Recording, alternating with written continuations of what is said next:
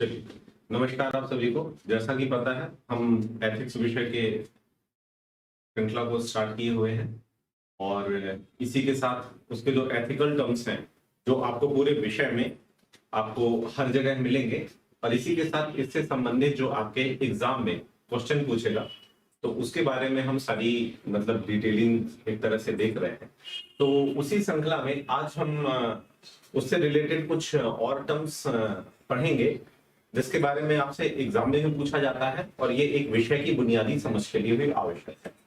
जैसे आज हम समझेंगे कि नैतिकता और धर्म, यानी कि एथिक्स और रिलीजन, यानी कि नैतिकता और धर्म में क्या संबंध है, ये दोनों कैसे एक दूसरे से जुड़े हुए हैं, इन दोनों के बीच का रिलेशन क्या है।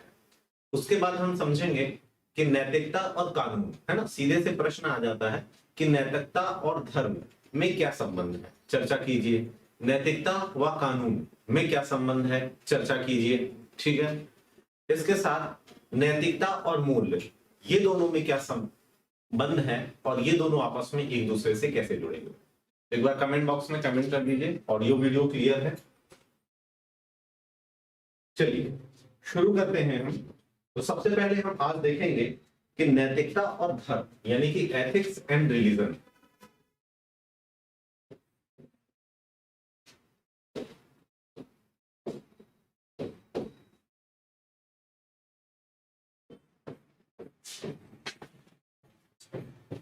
नैतिकता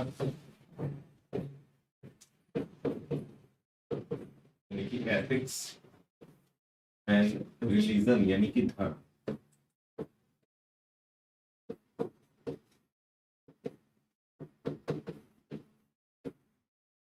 ठीक, तो देखिए आखिर धर्म क्या होता है पहले आप समझिए। ठीक है, एथिक्स को आप समझ चुके हैं, एक विषय के रूप में भी समझ चुके हैं और इसमें हम क्या अध्ययन करते हैं, मानव के एक सही व्यवहार के बारे में, ऐसा बिहेवियर जो कि राइट बिहेवियर हो या जो मानव व्यवहार के नैतिक पक्ष को दिखाता हो, यानी जहां पे वो सारी उससे सही करने की अपेक्षा की जाती है, जो कि राइट और रॉन्ग को बताता है।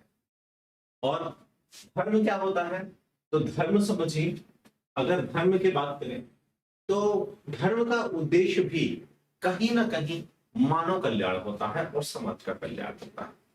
यानी धर्म में वो सभी बातें लिखी होती हैं, वो सभी बातें लिखी होती हैं जिससे कि एक मनुष्य समाज में नैतिक जीवन जिए। यानी कि ये जितनी भी नैतिकता है, यानी कि धर्म में हमें कहीं ना कहीं क्या मिलती है, बताइए, नैतिकता मिलती है।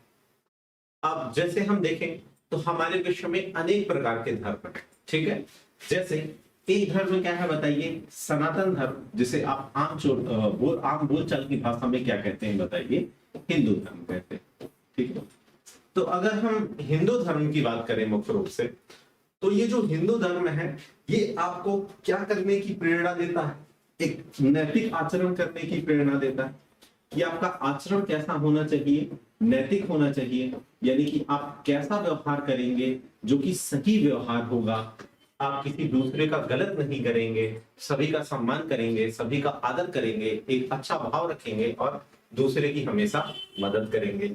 नैतिक आचरण के साथ साथ यहाँ पे जैसे स्वर्ग और नर्क की कल्पना की गई है, तो स्वर्ग और नर्क की कल्पना क्यों की गई है, ये एक तरह से बताने के लिए कि अगर आप अच्छे कर्म करेंगे तो आपको स्वर्ग नसीब होगा और बुरे कर्म करेंगे तो आपको नर्क नसीब होगा। मुख्य रूप से हम देखें तो ये कहीं ना कहीं से हमें एक प्रेरणा देता है कि हम अपने जीवन में कैसा कार्य करें, सही कार्य करें।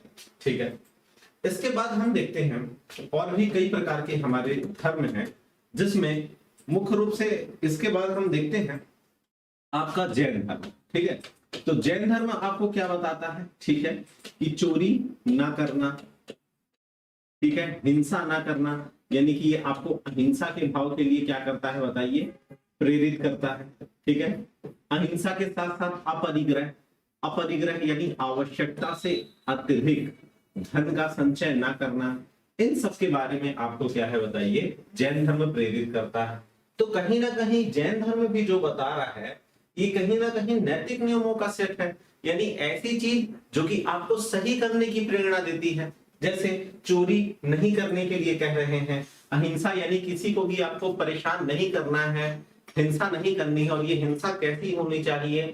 मन से, वचन से, कर्म से, किसी भी प्रकार से आपको हिंसा नहीं करनी है। अपरिग्रह यानी आवश्यकता से अधिक धन या संपत्ति का संचय नहीं करना चाहिए। तो ये सभी कैसी बातें हैं? ये सभी बातें हम कहीं ना कहीं से देखें तो कैसी बातें हैं बताइए? नैतिक बातें हैं। और यही नैतिक बातें कहाँ पे ली गई हैं? आपके धर्म, यानी कि हम कह सकते हैं धर्म जो है तो कहीं बहुत सारी जो आपकी नैतिक अवधारणाएं होती हैं उनसे मिलकर के बना होता है। यानी कि धर्म में आपके क्या पाई जाती है? नैतिकता पाई जाती है। इसी के साथ हम देखें, एक ईसाई धर्म होता है, आप कोई भी धर्म देख लीजिए, एक धर्म को मैं लेकर के बता दे रहा हूं। ईसाई धर्म में भी क्या कहा गया है? दया का, देखिए इसको ऊपर वाले को मिटा दें तो आप लोगों को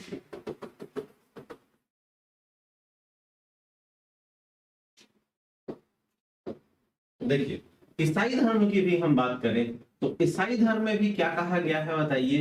प्रेम का भाव, दया का भाव, करुणा का भाव, इसके बारे में मुख्य रूप से इसका जो दर्शन है, जो फिलॉसफी है, वो कहती है कि प्रेम, दया और करुणा, इन भाव के बारे में वो आपको क्या करता है? बताता है। तो कहीं ना कहीं प्रेम, दया और करुणा, ये जो पूरा भाव है ना, हर किसी से आप प्रेम करें, प्राणी मात्र के लिए दया का भाव रखें, उसके लिए करुणा दिखाएं, आप उसकी मदद करें, तो ये सारी चीजें कैसी हैं बताइए? नैतिक है।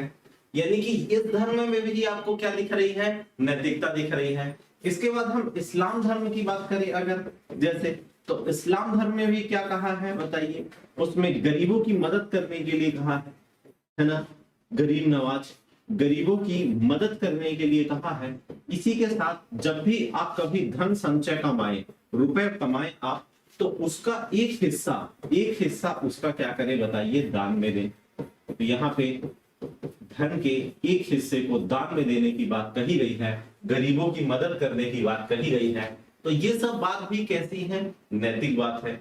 इससे हमें ये समझ में आता है कि जो सभी धर्म है, यानी कि ये सभी धर्म का अगर एक मूल उद्देश्य हम लेकर के चले तो ये क्या है बताइए? मानव कल्याण। ठीक है, यानी कि आप सभी धर्म का जब एक मूल उद्देश्य देखें, ठीक है, ये हो गया आपका धर्म और ये हो गई बताइए नैतिकता, यानी कि एथिक्स हो गया। अब ये जो धर्म है तो ये सभी धर्मों का हम देखें मूल भाव या मूल उद्देश्य, तो ये क्या है? कहीं ना कहीं केवल और केवल मुख्य रूप से मानव कल्याण करना है। ठीक है, और जो एथिक्स है ये क्या बताता है हमें? ये भी सही करने की प्रेरणा देता है। यहाँ पे आपका समाज, समुदाय, संगठन आपसे अपेक्षा रखता है कि आप क्या करें? सभी चीजें क्या करें? सही करें। यानी कि कैसा व्यवहार करें बताइए? नैतिक व्यवहार करें, जो कि सही हो, किसी भी प्रकार से गलत ना हो। तो यानी कि ये धर्म में का जो मूल भाव है मानव कल्याण, और मानव से यह अपेक्षा की जा रही है नैतिक व्यवहार करने की। यानी कि जो नैतिकता की बातें हैं, सभी नैतिकता की बातें ही हमारे धर्म में ली गई हैं। और यह हमारा समग्र रूप से धर्म कैसे बना है? तो सभी प्रकार की नैतिकताओं का सेट लिया गया है और उसके सेट से ही क्या बना है बताइए? धर्म बना है। ठीक है, जैसे कि कल मैंने आप लोगों को बताया था, क्या बताया था? गौतम बुद्ध का एग्जांपल दिया था। तो जो गौतम बुद्ध है, तो गौतम बुद्ध की जो उनको ज्ञान प्राप्त हुआ, ठीक है, नैतिकता क्या होती है? आंतरिक तत्व होता है। उनको अंदर से जो ज्ञान प्राप्त हुआ, उन्हीं को उन्होंने क्या दिया? समाज को उपदेश दिया। जब समाज ने सुना कि ये सभी चीजें क्या है बताइए? अच्छी हैं, तो उसे धर्म के रूप में स्थापित कर दिया। ठीक है, अब देखिए धर्म में जो बातें लिखी गई हैं उसका मनुष्य क्या करता है? अनुसरण करता है। तो धर्म की ही बातें क्या होती हैं बताइए? नैतिकता होती हैं। जैसे अभी आपने देखा बहुत सारे धर्म की अलग अलग मैंने उदाहरण दिया कि हिंदू धर्म में क्या कहता है बताइए आपको? नैतिक व्यवहार और सही आचरण करने की बात करता है। तो यानी कि वो ये हिंदू धर्म आपसे कह रहा है, लेकिन नैतिक व्यवहार करना क्या है बताइए? आपकी नैतिकता बनती है। इस्लाम आपसे क्या कहता है? गरीबों की मदद करना और संपत्ति का एक हिस्सा वंचित वर्ग के लोगों को आप दान दीजिए। तो ये भी कैसे ही बताइए? नैतिकता है। जैन धर्म भी क्या कहता है? जैन धर्म कहता है आपसे सत्य, अहिंसा, अस्तेय, अपरिग्रह, ये सभी चीजों को करने के लिए कहता है। ये भी क्या है बताइए, सारी चीजें नैतिकता है। इस प्रकार से धर्म और नैतिकता का परस्पर आपस में संबंध है। ये दोनों एक दूसरे के पूरक है, ये दोनों एक दूसरे के पूरक हैं। जो बातें धर्म में कही गई हैं, कहीं ना कहीं से वो मानव की नैतिकता होती है। और जितने भी नैतिक नियमों का सेट है, उन्हीं नैतिक नियमों का सेट कहां पे ले लिया गया है बताइए, धर्म पे ले गया है।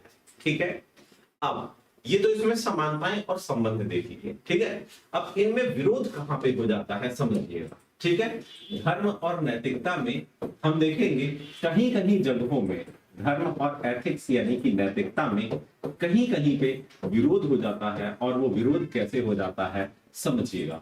वो विरोध किस इस प्रकार से हो जाता है कि जैसे समय समय पे धर्म में आपने देखा सती प्रथा, बाल विवाह और विधवा पुनर्विवाह पर रोक।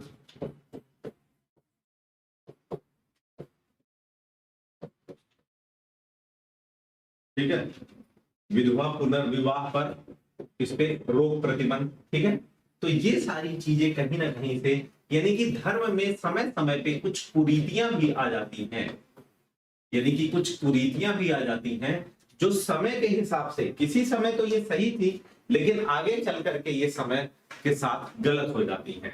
तो धर्म में जरूरी नहीं है कि धर्म में जितनी बातें लिखी हों वो सभी नैतिक हों, क्योंकि समय समय पे देखा गया है कि धर्म में, जैसे हिंदू धर्म में आप देखेंगे सती प्रथा, बाल विवाह और विधवा पुनर्विवाह, ये जो कुरीतियां या अंधविश्वास प्रचलित हो गए, ये कहीं ना कहीं से नैतिक नहीं है या आपकी नैतिकता को नहीं बताती है। किसी विधवा का दोबारा विवाह ना करना, मान लीजिए आपको लगता है कि अगर कोई विधवा है वो दोबारा विवाह करके अपना एक अच्छा जीवन यापन कर सकती है, लेकिन धर्म ऐसा उसको करने की इजाजत नहीं दे रहा है, तो नैतिकता के हिसाब से वो क्या होगा बताइए, गलत होगा।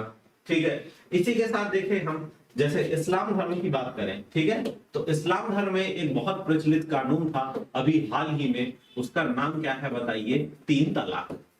ठीक है, 3 तलाक में ऐसी प्रथा थी कि अगर कोई भी पुरुष, कोई भी मुस्लिम पुरुष किसी महिला को 3 बार तलाक तलाक तलाक बोल दे तो क्या हो जाता था बताइए, तलाक हो जाता था। तो समय के साथ ऐसा हुआ कि इस्लाम धर्म की ये जो कुरीतियां हैं, ये कौन से धर्म की कुरीतियां हैं बताइए, इस्लाम धर्म की कुरीतियां हैं। तो यहाँ पे बात बात पे पुरुष कई बार मदिरा का सेवन करके या अपनी पत्नी को मार करके गुस्से में आके 3 बार तलाक तलाक तलाक बोल दिया। जैसे ही 3 बार तलाक बोला तो उसका रिजल्ट क्या निकला, उसका रिजल्ट ये निकलता है कि उस महिला को तलाक मिल जाता है। अब उसने नशे में ऐसी घटना कर दी या उसके साथ मारपीट कर दी, तो ये धर्म के हिसाब से बताइए क्या नैतिक है? ठीक है, धर्म के हिसाब से भी ये सही नहीं है। अब आप कहेंगे कि ये धर्म में कहां से आ गया, तो देखिए धर्म में कभी कोई चीज गलत नहीं लिखी रहती है, यानी जो मूल धर्म होता है, मूल धर्म में कोई भी चीजें गलत नहीं लिखी होती हैं। ये समय के साथ कुछ व्याख्याकार होते हैं जो आकर के इसकी व्याख्या करते हैं और कई बार उसकी गलत तरीके से व्याख्या कर देते हैं, तो वो समाज में कुरीतियां बन जाती हैं। तो यानी इस्लाम धर्म में प्रचलित जो वर्तमान समय में 3 तलाक थी वो एथिक्स के हिसाब से सही नहीं थी। इसी के साथ आप देखेंगे तो इस्लाम धर्म में जो जिहादी का कॉन्सेप्ट है कि मतलब 16, 17 या 14, 15 साल के बच्चे को जिसका अभी माइंड से परिपक्व नहीं हुआ है, हम वर्तमान समय में देखें तो अभी के जो विद्यार्थी हैं, युवा वर्ग 30 साल तक परिपक्व नहीं होते हैं, अंधविश्वास और समाज की कई जिहादियों के चक्कर में पड़े रहते हैं। ये जिहादी उनका ब्रेन वॉश करते हैं और ब्रेन वॉश में अपने वश में करके उनको कुछ ऐसी बातें बता करके कि तुम ये सब करो, ये इसको करने के लिए अल्लाह तुम्हें भेजा है। लेकिन कोई भी धर्म मानवता से बड़ा नहीं होता है। सभी धर्मों का जो मूल उद्देश्य होता है वो मानवता होती है। मानवता यानी कि मानव का कल्याण करना। तो ये जिहादी भी इस्लाम धर्म का जो है तो कहीं से एथिक्स यानी कि नैतिकता नहीं है। तो जरूरी नहीं है कि जो धर्म में सारी बातें लिखी हों वो आपकी नैतिकता हो। इसी तरह नैतिकता में जो सारी बातें आती हैं जरूरी नहीं है कि वो धर्म के हिसाब से सही हो। आ रहा है समझ में? अब जैसे मान लीजिए, इसके लिए भी बहुत सारे उदाहरण हैं। कई बार आप नैतिकता के हिसाब से सही रहते हैं लेकिन धर्म के हिसाब से आप गलत रहते हैं। ऐसा भी कई बार हो जाता है। हो सकता है मान लीजिए अगर कोई युवती है वो किसी युवक को प्रेम करती है, लेकिन उसका धर्म शास्त्र अंतर जाति विवाह को प्रोत्साहन नहीं करता है, या उसके धर्म गुरु उसे ऐसा नहीं करने देते हैं और मजबूरन वश वो किसी और से विवाह कर लेती है। उसके साथ 1 साल रहती है, लेकिन उसे समझ में आता है कि इसके द्वारा ये लिया गया निर्णय गलत है। सामाजिक तौर पे तो ये निर्णय सही है क्योंकि ये समाज के लोगों के द्वारा लिया गया है, लेकिन व्यक्तिगत तौर पे जब वो अपने अंदर को जवाब देती है, उसका उसके प्रति वो भाव, वो फीलिंग, वो चीजें नहीं आ पाती हैं, तो कहीं ना कहीं वो सामाजिक रूप से यानी धर्म के हिसाब से तो सही है, लेकिन नैतिकता के हिसाब से क्या है बताइए, गलत है। अब अगर वो ये फैसला ले लेती है कि मैं उसे छोड़ करके वापस से अपने प्रेमी के पास चली जाती हूँ क्योंकि उसका भाव जो है उसी में ही निहित है कहीं ना कहीं, तो वो एथिक्स के हिसाब से तो सही रहेगी क्योंकि वो अपने आप के साथ वो सही कर रही है, लेकिन धर्म के हिसाब से क्या हो जाएगी, गलत हो जाएगी। तो कई बार ऐसा होता है जो चीजें एथिक्स हैं वो धर्म के हिसाब से भी क्या होती है बताइए, गलत हो जाती है। तो अलग अलग उदाहरण और अलग अलग हम धर्म और उस धर्म में जो मूल बातें लिखी है उसके हिसाब से बहुत गहराई से हमने समझा कि आखिर एथिक्स और धर्म में संबंध क्या है, उसमें समानताएं क्या हैं और उसमें असमानताएं क्या हैं, यानी कहां वो एक दूसरे के पूरक हो जाते हैं और कहां एक दूसरे के अनुपूरक हो जाते हैं, इसके बारे में डिटेल में हमने चर्चा की। तो ये था धर्म और नैतिकता में संबंध। ठीक है, चलिए अब आगे बढ़ते हैं। इसके बाद आता है हमारा कानून और नैतिकता में संबंध, यानी कि एथिक्स, जिसके लिए हिंदी में प्रचलित शब्द है नैतिकता, और कानून, या कहीं लिखा मिलेगा ये आपको विधि या लॉ। तो देखिए समाज में कानून क्यों बनाए जाते हैं?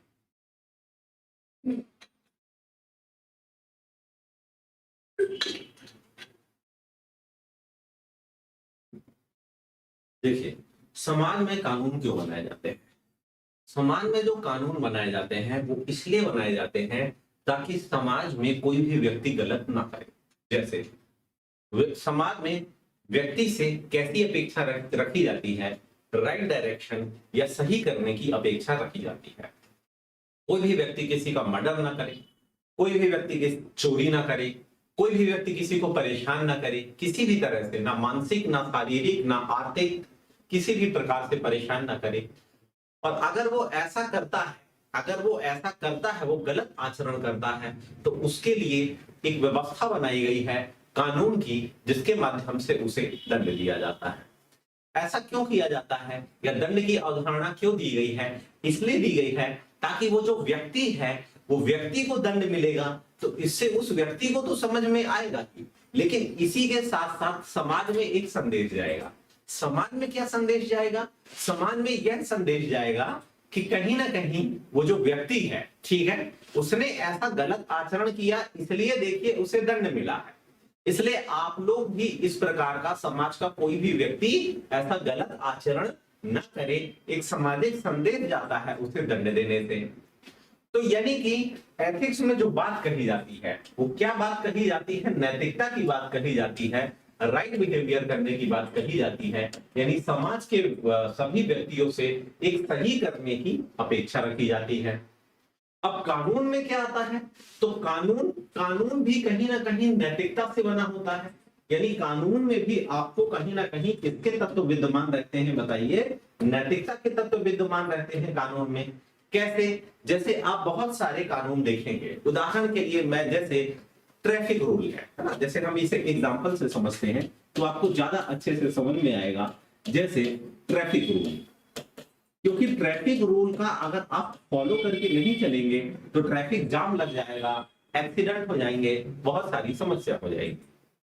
जैसे इसके लिए कई मूलभूत नियम बनाए गए हैं कि आप दाएं से चलें या बाएं से चलें या चौराहे से कैसे टर्न लें, और ये एक सही आचरण यानी रोड में चलने के लिए आपका एक जो सही आचरण होना चाहिए, उन सभी सही आचरणों के सेट को लेकर के क्या बना दिया गया बताइए? ट्रैफिक रूल बना दिया गया। यानी आपसे आपसे समाज और कानून अपेक्षा रखता है कि आप सभी ट्रैफिक नियमों का पालन करें। जब सिग्नल आता है तो आप लोगों को अपना वाहन लेकर के रुक जाना है। क्यों रुक जाना है? जिससे कि जो भीड़ है कंट्रोल हो सके, ट्रैफिक जाम ना लगे और एक सही व्यवस्था बनी रहे, सभी लोग अपने अपने गंतव्य स्थान पे सही समय पर पहुंच सकें। तो ट्रैफिक में यानी रोड में चलते समय आपसे सही आचरण करने की अपेक्षा क्या होती है? नैतिकता। लेकिन कई बार देखा गया है समाज के कुछ लोग इस नियम का उल्लंघन करते हैं, जिससे ट्रैफिक में अव्यवस्था और रुझान पैदा होता है और उसके फलस्वरूप ट्रैफिक जाम लग जाता है। तो इससे बचने के लिए वो लोग ऐसा ना करें। तो रोड में चलने के लिए जो सही आचरण है यानी कि नैतिकता है, उसके लिए क्या बना दिए गए? कानून बना दिए गए। जैसे क्या बना दिया गया? ट्रैफिक रूल बना दिया गया। ठीक है। दूसरा, इसी प्रकार आप देखें तो भारत जैसे देशों में बहुत ही प्रचलित घरेलू हिंसा। अब जब किसी भी कन्या का विवाह होता है किसी पुरुष के साथ, तो पुरुष से ये अपेक्षा रखी जाती है कि अच्छी तरह से वो उसका पालन पोषण और भरण पोषण करे। लेकिन कई बार भारत जैसे देशों में देखा गया है कि उनके साथ बहुत सारी घरेलू हिंसा जैसी समस्याएं आ जाती हैं। घरेलू हिंसा मतलब उनके घर में औरतों की उनके घर में हिंसा कर दी जाती है उनके साथ। वो लोग उनके साथ मारपीट करते हैं।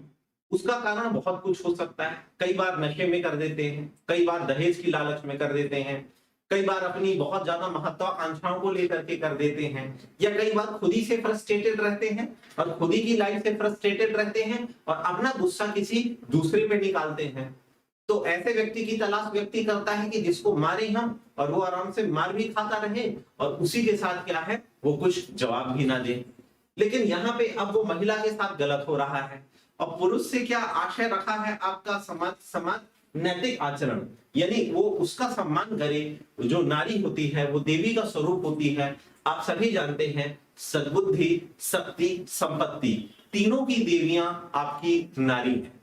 और ये तीनों चीज के लिए ही पुरुष कहीं ना कहीं भाग दौड़ में है, अंधाधुन में। या तो वो संपत्ति गंवाने के लिए लगा होगा, या सद्बुद्धि या ज्ञान प्राप्त करने के लिए लगा होगा, और या तो शक्ति यानी कि पावर पाने के लिए, पॉलिटिशियन, राजनेता। इन तीनों की जब देवियां नारी हैं तो आखिर उस नारी के साथ हिंसा क्यों हो रही है? समाज आपसे ऐसी अपेक्षा नहीं रखता है। तो ये नैतिक आचरण करने के लिए समाज आपसे अपेक्षा कर रहा था, लेकिन समय पे कुछ लोगों ने नहीं किया, इसलिए उसके लिए क्या? घरेलू हिंसा कानून बना दिया गया। ठीक है। तो इस प्रकार से फिर जैसे हम देखें तो और भी कई ऐसी चीजें हैं जो समय समय पे कई कानून ऐसे बनाए गए हैं। यानी कि हम देखें तो जो सभी मूल रूप से कानून रहते हैं उसमें कहीं ना कहीं किसका तत्व विद्यमान रहता है? बताइए। नैतिकता का तत्व विद्यमान रहता है। यानी कि जो कानून बनता है वो कहां से बनता है? नैतिकता से बनता है। और कानूनों में जो चीजें लिखी हैं वो आपको क्या फॉलो करने की बात करती हैं? नैतिकता करने की बात करती हैं। जैसे घरेलू हिंसा, पत्नी के साथ सही व्यवहार करें। जैसे ट्रैफिक रूल, रोड में चलते समय आप एक सही क्या करें? बताइए। आचरण का अनुसरण करें। तो कानूनों में भी क्या लिखी रहती है? बताइए। नैतिकता लिखी रहती है। ठीक है, क्लियर है ना? तो इस प्रकार से आप देखेंगे तो मुख्यतः जो नैतिकता रहती है, नैतिकता के ही तत्वों को कानून में लिया जाता है। और कानून, चूंकि ये नैतिकता के ही तत्व हैं, इसलिए कानून में आपकी जितनी भी नैतिकता की बातें हैं वो लिखी रहती हैं। अब जैसे हम देखें हमारे यहाँ कानून बनाने का काम कौन करता है? तो हमारे यहाँ कानून बनाने का काम विधायिका करती है। तो विधायिका समय समय पे समाज के लोगों से अपेक्षा रखती है कि वो सही व्यवहार करे, और वो सही व्यवहार करने के लिए क्या करती है? समय समय पे, क्योंकि समय के हिसाब से कानून भी बदल जाता है, समय के हिसाब से सब बदल जाता है। जैसे उदाहरण के लिए मैं बताऊं, जब 1950 का दशक चल रहा था तब जो विवाह कार्यक्रम या आयोजन होते थे तो उसमें डीजे वगैरह नहीं बजता था। लेकिन अब 21वीं सदी का युग आ गया है, तो 21वीं सदी में डीजे शादी में बजना बहुत ही अनिवार्य एक मतलब प्रचलन में आ गया है, होना ही चाहिए।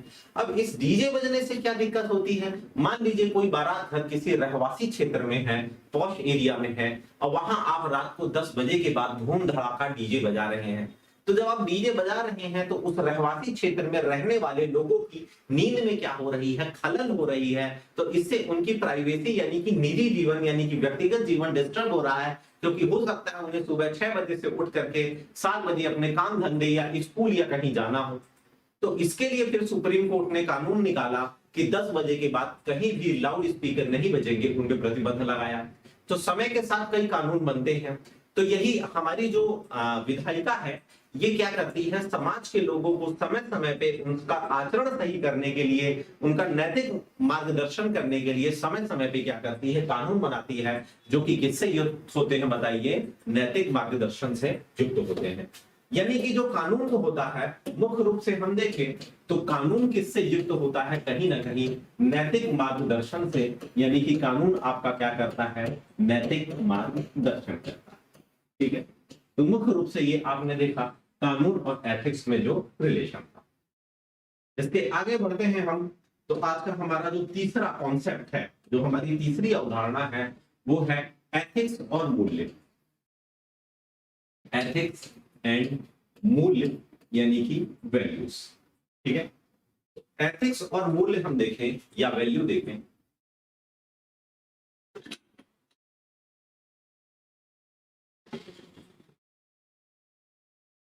तो देखिए समझिए वैल्यूज क्या होते हैं या मूल्य क्या होते हैं, हम इस चीज को समझ चुके हैं। पिछली कक्षा का आप वीडियो जो है तो रेफर करिएगा, वहां पे हमने समझाया था मूल्य आपके गहरे नैतिक आदर्श होते हैं। मूल्य जो होते हैं वो मूल्य यानी कि जिसे हम कह सके, जिसे आप सबसे ज्यादा प्रायोरिटी देते हैं।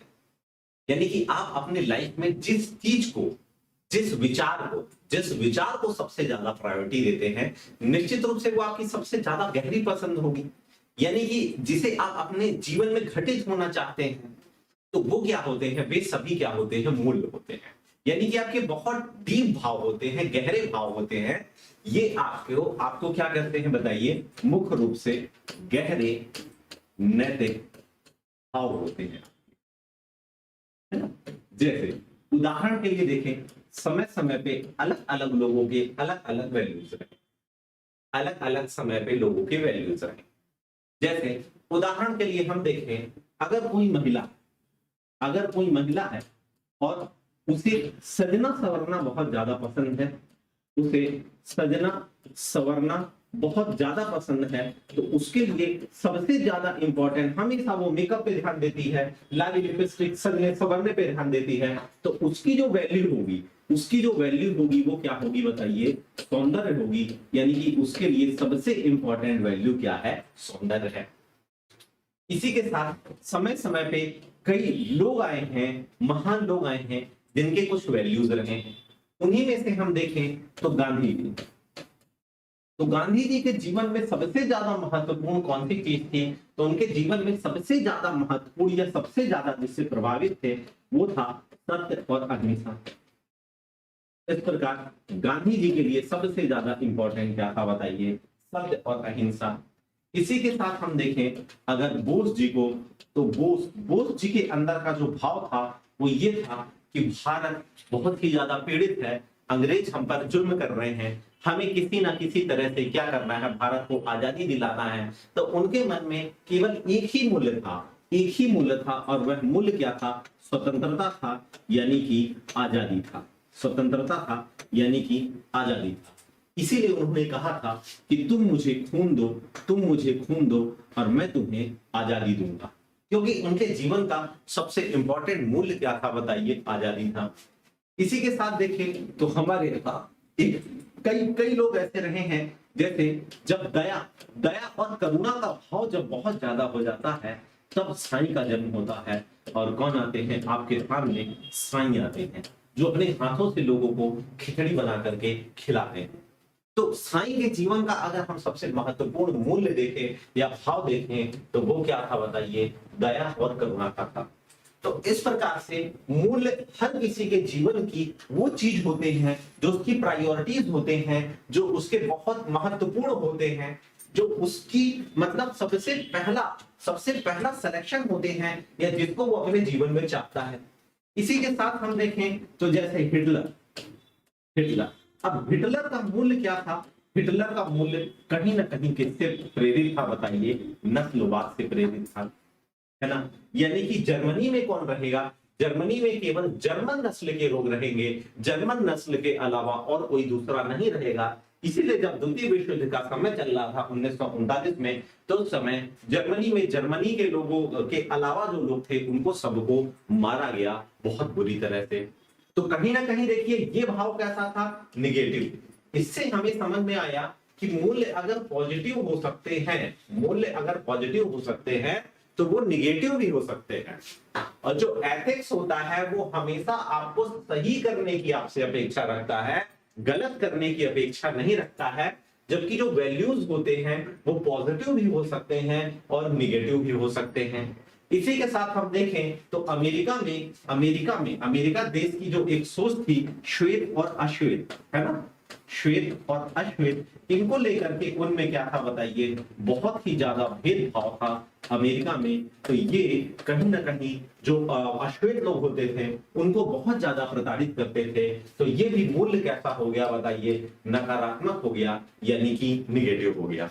इससे हमें क्या समझ में आता है? इन उदाहरणों से हमें ये इससे स्पष्ट होता है कि जो एथिक्स होता है वो हमेशा आपको राइट करने के लिए मार्गदर्शित करता है, सही करने की प्रेरणा देता है, सही करने का मार्गदर्शन देता है। जबकि जो वैल्यूज होते हैं वो वैल्यूज आपके पॉजिटिव भी हो सकते हैं और निगेटिव भी हो सकते हैं। लेकिन जो सामान्यतः एथिक्स होता है, यानी कि जो मानव व्यवहार को सही करने का आचरण, यानी उससे सही आचरण करने की अपेक्षा रहता है, वो सामान्यतः पॉजिटिव भी होता है, नकारात्मक ये नहीं होता है।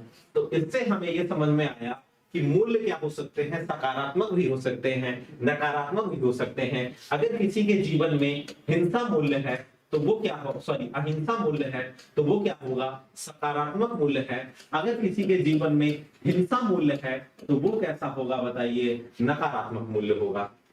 इसी के साथ अगर किसी में दया का भाव है तो वो कैसा होगा बताइए? वैल्यू पॉजिटिव होगा। दया की जगह किसी का अगर हृदय बहुत ज्यादा कठोरता है तो वो वैल्यूज क्या होंगे? निगेटिव होंगे।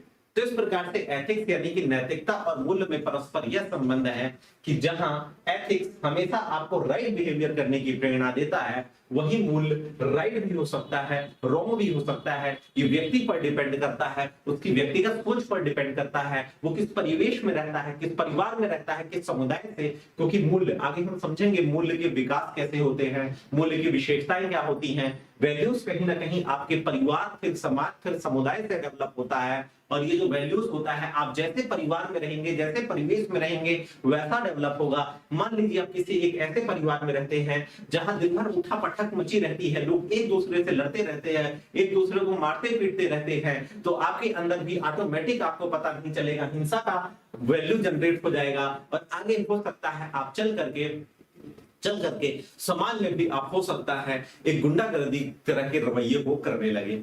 अब समाज चूंकि आपसे सही अपेक्षा करता है तो ऐसे भी व्यक्ति को नीति शास्त्र में सही करने की दिशा दी गई है कि अगर किसी में हिंसा का भाव बहुत ज्यादा है या किसी को क्रोध बहुत ज्यादा